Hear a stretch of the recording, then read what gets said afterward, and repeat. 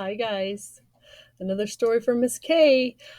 Um, I love getting your comments and messages, but I can't even tell you how many of you guys are telling me to keep reading SpongeBob books. So, this is book number 10 of the SpongeBob books. So, here we go. This is actually kind of a little bit longer, but awesome. SpongeBob book. SpongeBob Runaway Road Trip.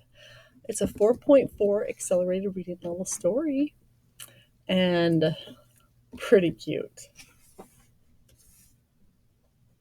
Okay, like SpongeBob parents, they look like chicken nuggets to me, right? SpongeBob had invited his Bikini Bottom pals over to his house for a surprise. Mr. Krabs thought it would be a free money party. Sandy thought it was going to be a science fair, and Larry the Lobster expected a weightlifting competition. "I'm really glad you all could make it," said SpongeBob happily. "Tonight is going to be a magical evening filled with an entire reel of my family vacation." Everyone immediately headed for the door, until SpongeBob showed the first slide. SpongeBob's Runaway Road Trip Slides. Make sure the lighting is good on this one. There we go. SpongeBob's vacation with his parents and Patrick started off like any other family road trip. They were headed to the Great Barrier Reef, where there were all sorts of slides, trampolines, and ropes to swing on. It was going to be the best vacation ever. "Let's all sing the road song," suggested Mr. SquarePants. "Great idea! When I'm on the road, I see stuff going by," SpongeBob sang happily. "Road, road, road," chanted Patrick. Things are going really great until their boat suddenly broke down and they had to take it to the service station. While waiting for the boat to be fixed, SpongeBob and Patrick played in an old playground nearby. It wasn't the Great Barrier Reef, but they tried to make the best of it. "Hey, look, swings!" exclaimed SpongeBob. "Try it, Patrick." Patrick got on the swing so high that it broke away from the swing set. He fell and started to slide down a giant drain pipe. "I'm coming to help, buddy!" yelled SpongeBob as he jumped into the drain. Check out this repair guy. "Woohoo! That was awesome!" yelled Patrick when he landed at the bottom of the drain. "Let's do it again." Patrick, "I think that was a one-way drain," said SpongeBob. SpongeBob and Patrick wandered around, not sure where they were. The place was filled with all sorts of strange plants and sounds. They were definitely off the beaten path. Moments later, they heard a loud grumbling sound. Something was hungry, and it wasn't Patrick or SpongeBob.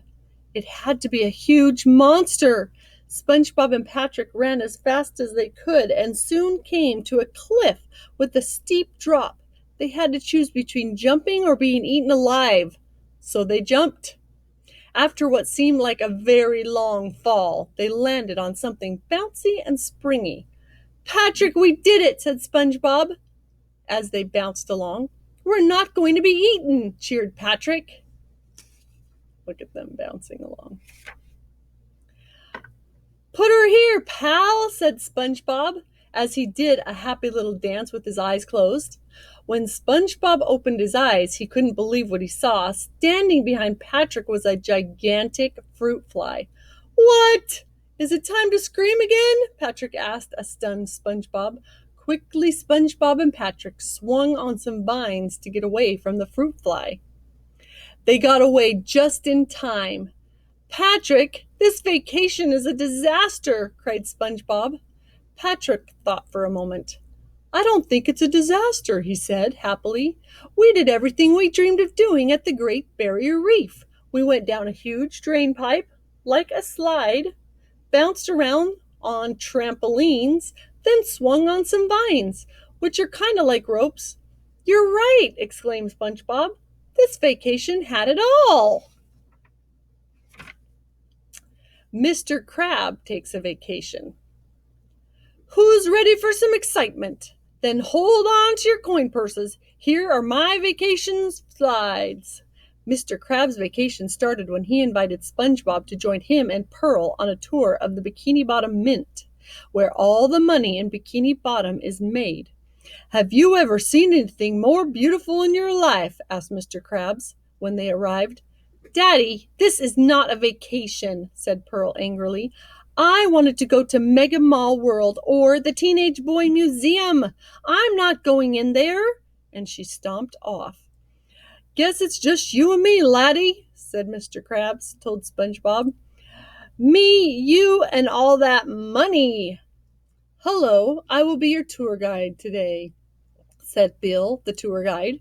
"This is the first part of the dollar making process, where very special sheets of paper are prepped for printing. And this area is where the sheets of silver are turned into batches of shiny coins." Mr. Krabs shook with excitement. "Get a hold of yourself, Mr. Krabs," said SpongeBob. "It's just sheets of paper and silver." "Just paper and silver? That's like saying the ocean is just water, or Krabby Patty is just a sandwich," said Mr. Krabs, as his head started to spin. "Ahem! Can we continue?" Bill asked impatiently as he waited for Mr. Krabs to calm down. "Now, over here is the machine where we destroy old money by shredding it." "No!" yelled Mr. Krabs as he started to cry. "Why would anyone destroy money?" "It's okay, sir," said SpongeBob. "The shredded money is recycled and turned into brand new money." "That's it!" yelled Bill. "I've had enough of you two interrupting the tour." And that's when everyone noticed the two masked robbers. "Oh, no, you don't. No one steals $1 in front of me," yelled Mr. Krabs. He lunged toward the masked robbers and with SpongeBob's help managed to tie them up and fling them out the window and onto an oncoming police car. It was the easiest arrest in Bikini Bottom history. "You are both brave citizens," said Bill, "and for that, on behalf of the Mint, we would like to present you each with brand new limited edition dollar bills with your faces on them." "Ooh," SpongeBob and Mr. Krabs said. Just then, Pearl appeared and snatched the bills. "I'll take those," she said as she handed them to a sales clerk. "I was short $2 for these adorable boots. Don't you love 'em, Daddy?" Sandy's mooncation. "Okay, this here's first slide is of me getting some last-minute reading before I took off for my vacation to the moon," said Sandy as she started her vacation slides. For her exciting trip to the moon, Sandy had carefully planned out everything that is except for SpongeBob accidentally stowing away on the rocket ship. "SpongeBob, what in cold chicken and pickles are you doing on my rocket ship?" asked Sandy when she saw SpongeBob. "I came to bring you a going-away cake," said SpongeBob, pleased with himself. "Oh, goodness, well, countdown already started," said Sandy, exasperated. "Strap yourself in, you're going on a mooncation." The first thing on Sandy's vacation agenda, moon crater boarding. Sandy showed SpongeBob all her best moves, from the Texas tail grab to the Tour de Saturn. Then it was SpongeBob's turn, but instead of moving down the moon crater, SpongeBob started floating up. The zero gravity was really affecting him. Sandy lassoed a rock onto SpongeBob to help him out. It worked! By holding onto the rock, SpongeBob was able to do some really great moves. "Wow, SpongeBob! What'd you call that trick?" asked an impressed Sandy. "What?" yelled SpongeBob as he passed by. Suddenly, SpongeBob lost control of the board and it crashed into the rocket's fuel tank. "There's no time to lose." Sandy and SpongeBob had to get back on the rocket ship before it ran out of fuel. As they headed to Bikini Bottom, the rocket ship started to lose control and Sandy jumped out to steer the ship. Thankfully, the rocket made it back to Earth. "Oh, Sandy, I'm sorry I ruined your vacation to the moon," said SpongeBob sadly. "Ruined? No way! That was the most fun I've had in a toad's age!" Sandy exclaimed. "Next time we're vacationing on Mars." Walking the plankton. Salutations, punny mortals. You will endure my vacation slides. Plankton's vacation was supposed to be a second honeymoon with his wife, Karen. At least that's what Karen thought. The truth was that it was another ploy by Plankton to steal the Krabby Patty recipe from Mr. Krabs while he was on a week-long cruise.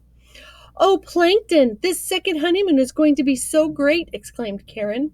"Yeah, it's going to be groovy, babe. Now, a quick check of the vacation itinerary," said Plankton as he packed their suitcases. "Suntan lotion, sunglasses, dreaded laser, ready."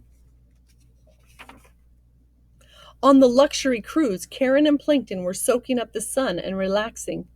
"You're such a sweet husband, Plankton, when you're not obsessed over that stupid formula," said Karen. "This is the life," said Plankton as he stretched out on the chair. "Not a care in the world." Secretly, though, Plankton was devising a plan on how to steal the Krabby Patty recipe. Just then a waiter came by and offered them some sea kelp cheese. This gave Plankton an idea. As Karen slept, he would sculpt the cheese to look like him and sneak away to find Mr. Krabs. Unfortunately for Plankton, stealing the recipe from Mr. Krabs was going to be harder than getting away from Karen. First, Plankton planned to steal it while Spongebob was wheeling Mr. Crab around the deck. Then he tried as Spongebob and Mr. Crab were playing shuffleboard, but Plankton ended up flying off on the puck. Plankton then tried to take down Mr. Krabs while he was water skiing, but fell overboard instead.